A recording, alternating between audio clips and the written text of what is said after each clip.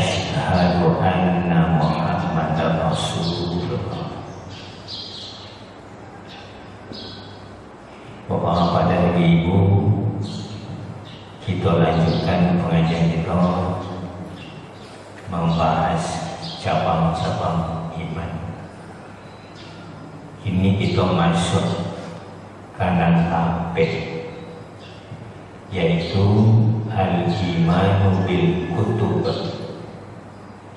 Kutub jamak dari kitab. Kalau disebut kitab itu berarti satu.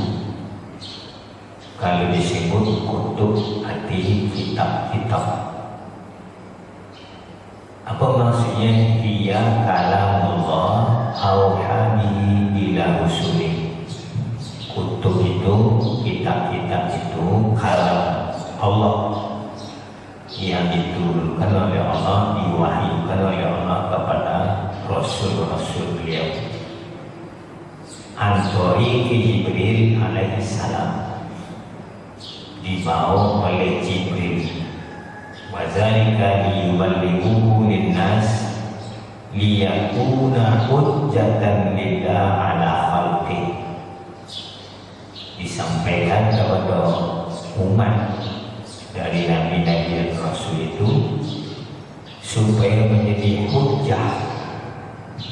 Bapak Ibu, artinya hujjah, artinya isi Al-Quran itu nawa pakai dan nawa amalkan siang malam itu menjadi hujjah, menjadi pembimbing kita, pembimbing kita nanti di persidangan, di mahsyar. Kalau kita tidak memahami dan tidak mengamalkan, menjadi hujah bagi kita, tidak ada pembimbing kita, maka menjadi bumerang kepada kita. Kalimatnya tidak lidah ala, menjadi bumerang. Semakin jauh kita menyimpang dari Al-Quran.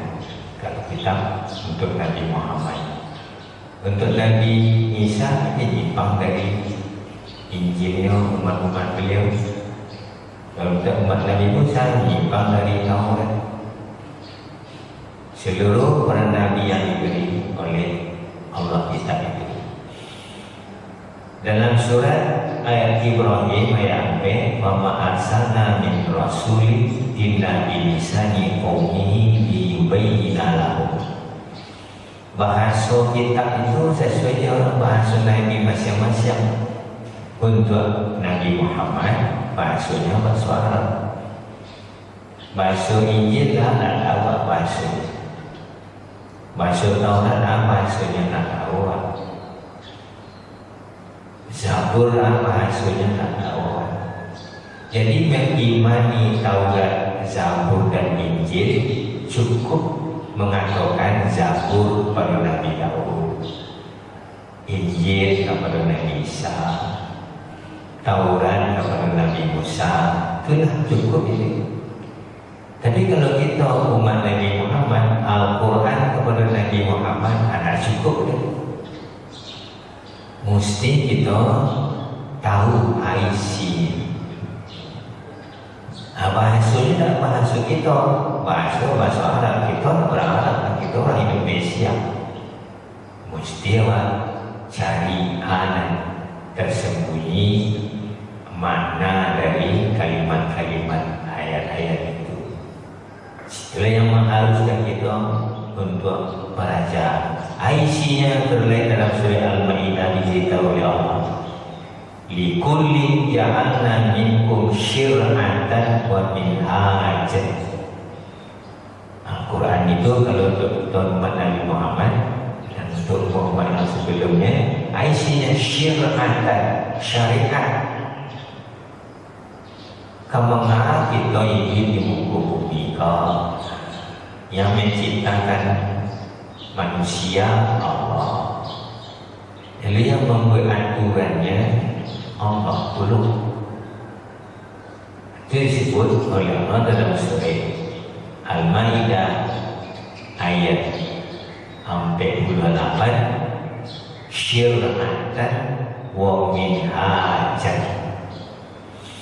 Kalau kita contohkan di sekolah itu kan kemana anak duduk dalam kelas yang mendaftar SD, SMP, SMA itu mengaji dalam kelas berduduk-duduk aja.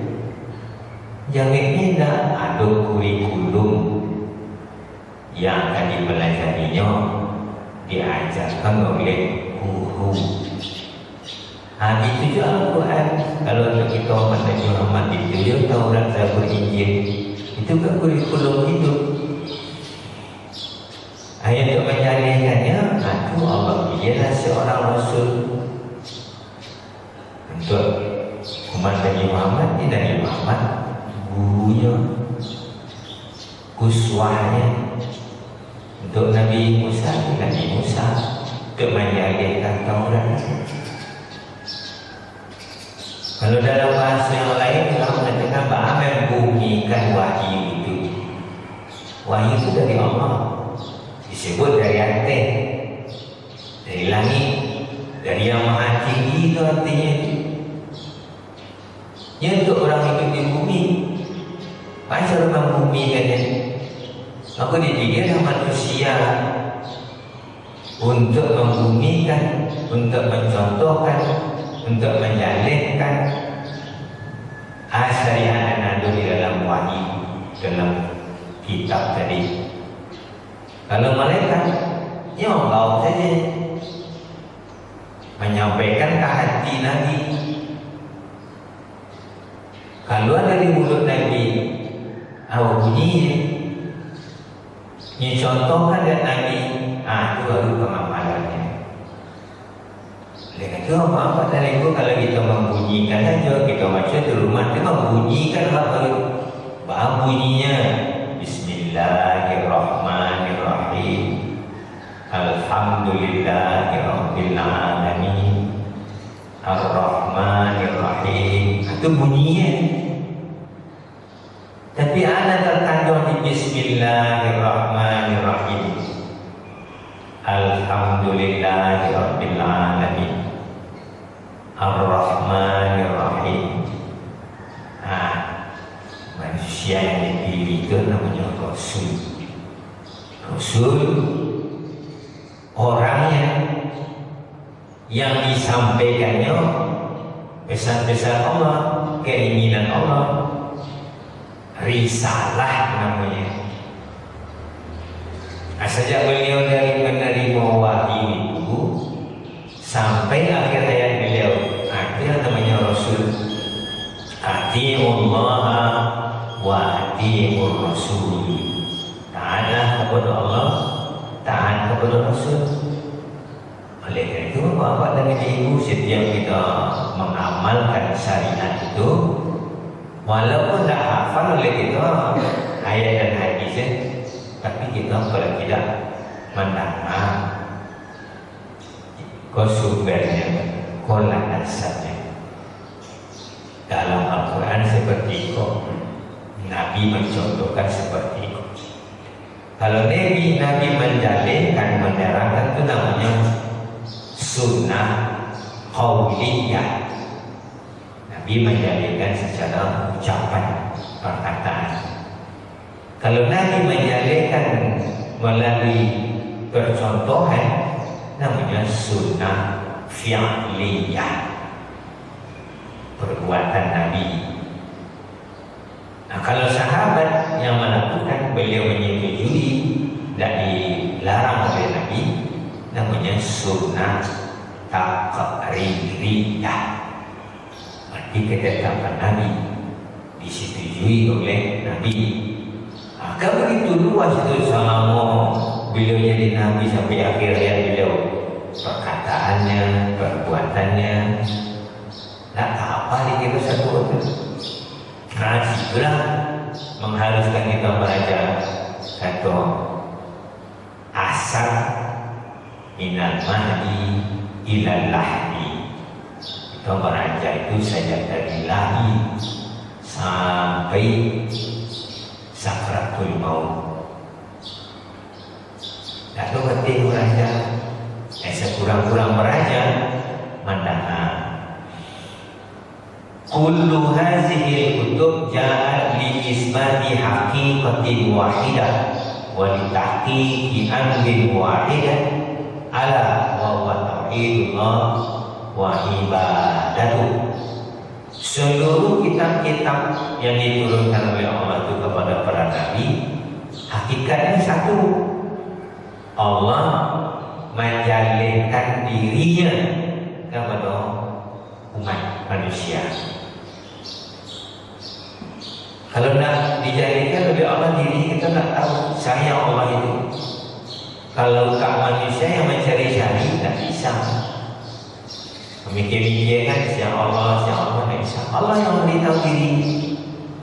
Zatnya lam yakun lahu kufuwan ahad. Zat Allah itu tidak serupa dengan apa saja. Lam yakun lahu kufuwan ahad. Laisa kamitslihi syai'un. Tidak ada yang sama dengan Allah. Bagi zat Allah tak bisa dikaji je tak fikir-fikir kan. Lalu zat Allah itu kan punya sifat, punya nama. Itulah dia wakil dari nama Allah. Sifat Allah, zat Allah tercipta alam termasuk diri kita sendiri. Benar boleh kita kaji-kaji, kita dalam-dalami, kita hayati. Ujungnya apa? Buat ibadah tu beribadah, melakukan kedudukan. Jangan kita hanya bayangkan ibadah itu hanya solat, puasa, zakat, haji. Itu ibadah khusus ini. Itu seluruh kehidupan kita, mulai dari jalan Allah sampai Allah, lalu boleh tidak boleh keluar dari na'budu, nasta'in, fi'il mudhari'. Na'budu itu selalu mengaji kita tidak boleh keluar dari ibadatullah. Kita ibadah itu kata bedanya. Kita yang beribadah itu abidun. Allah yang kita ibadahi ma'budun. Ma'bud yang kita sembah, yang kita ibadahi.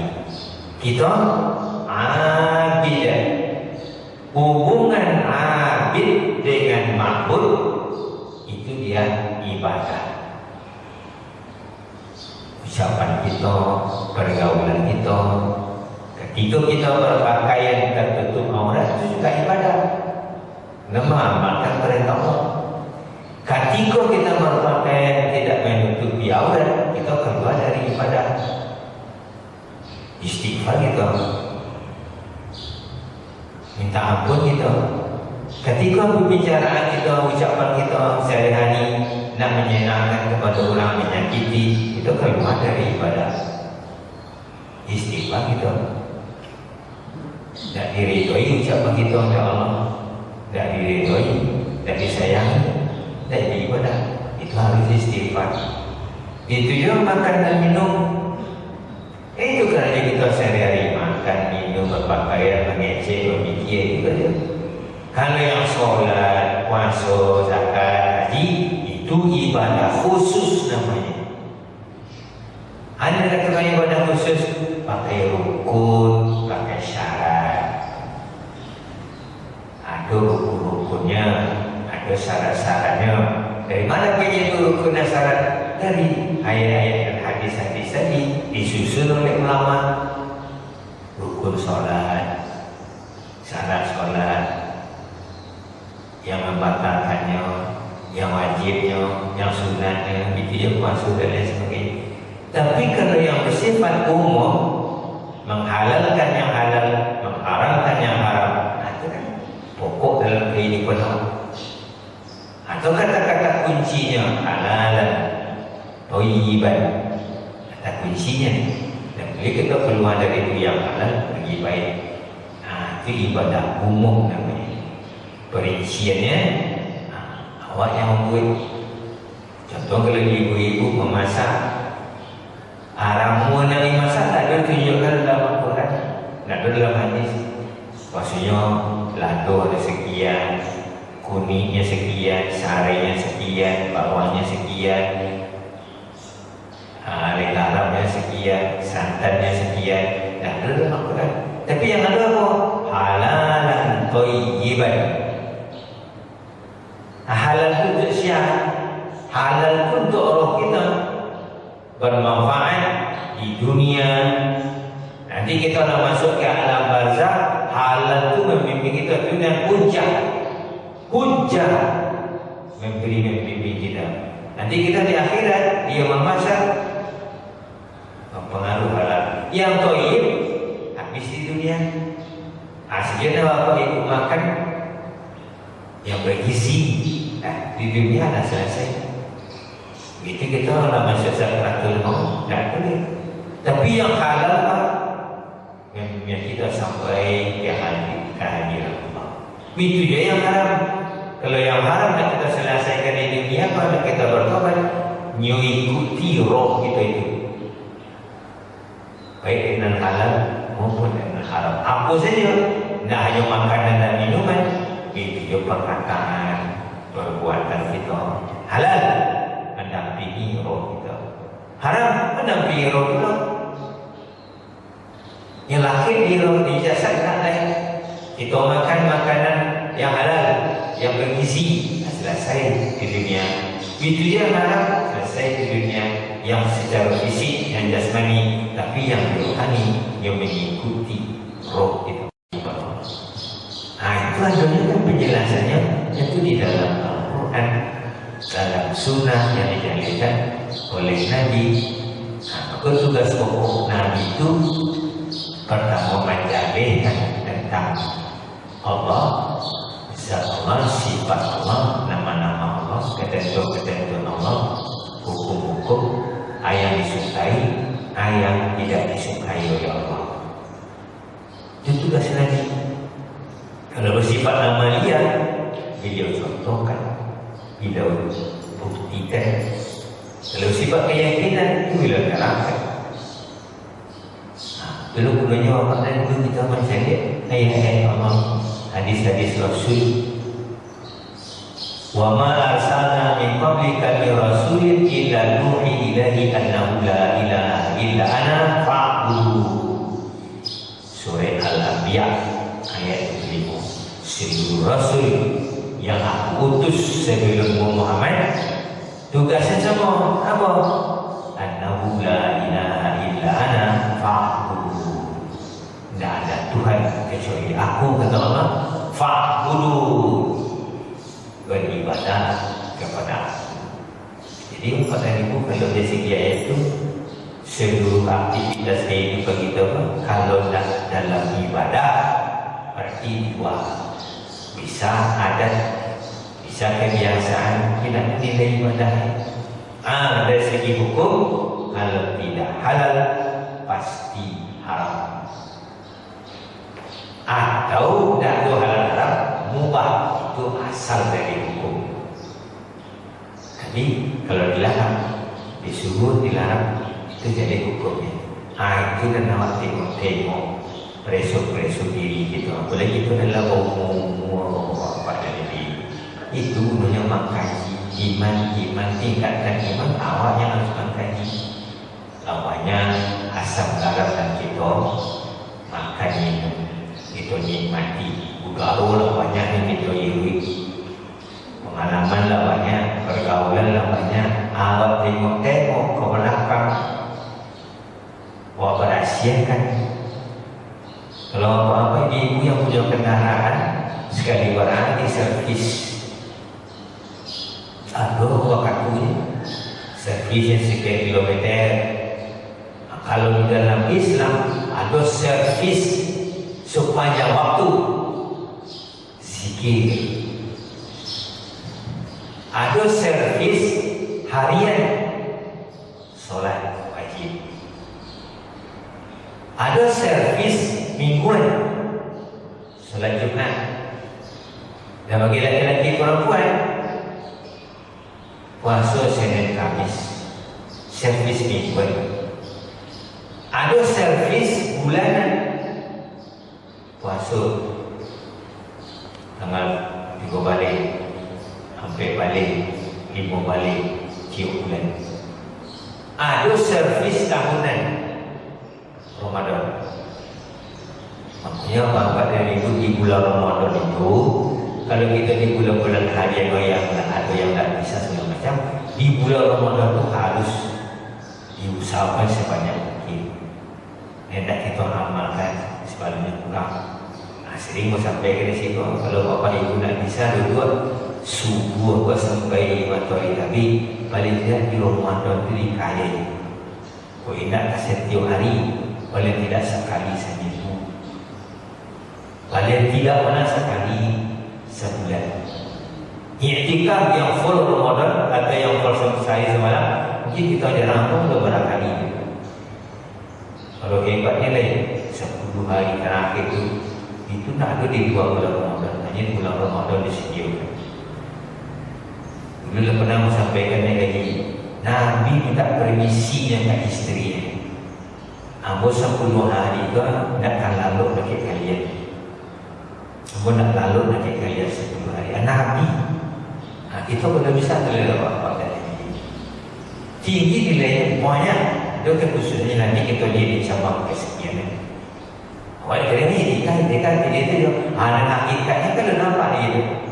Itu kalau nampak kaji kita 77 itu, ya mana-mana so apa. Lalu kita menyebutnya nikah. Itu je yang Lailatul Qadar. Tu banyak kita menyebut.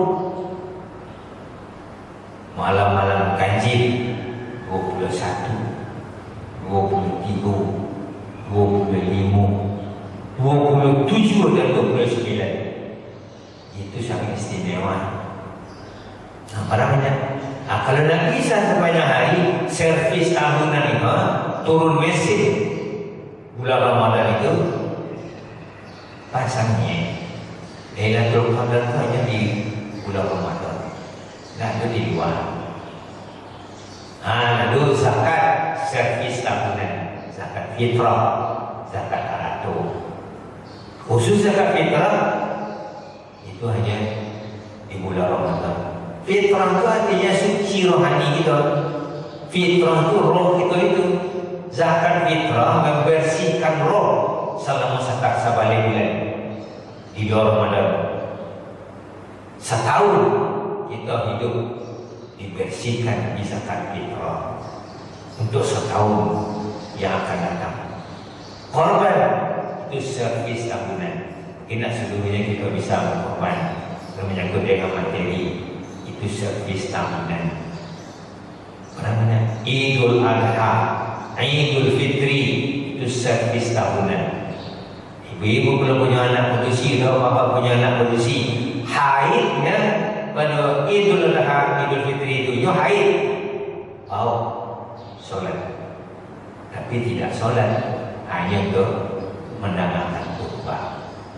Amarah saya langsung begitu untuk apa-apa tadi. Mau servis sepanjang waktu zikir, nak ada waktu terlarang. Servis harian mesti solat pagi. Servis mingguan kalau laki-laki mesti Jumat. Servis bulanan bisa 3 boleh masuk. Dan servis tahunan mesti kita usahakan.